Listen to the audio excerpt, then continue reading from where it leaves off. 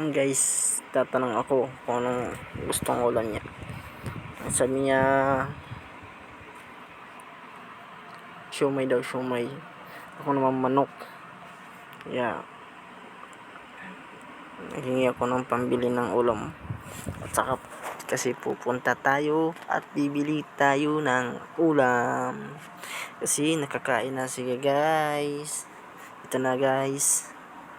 Papunta na ako sa bilihan ng ulam. Medyo maulan. Maulan siya guys. Hapon kasi. Pag hapon kasi umuulan dito eh. Ayan, may kasalubong ako. Medyo naiya ako.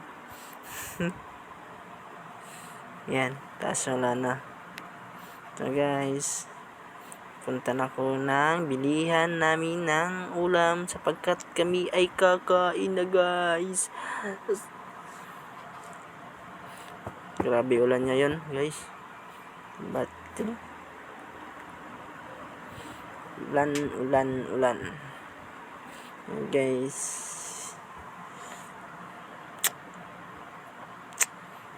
Ulan, ito na guys, paliko na ako.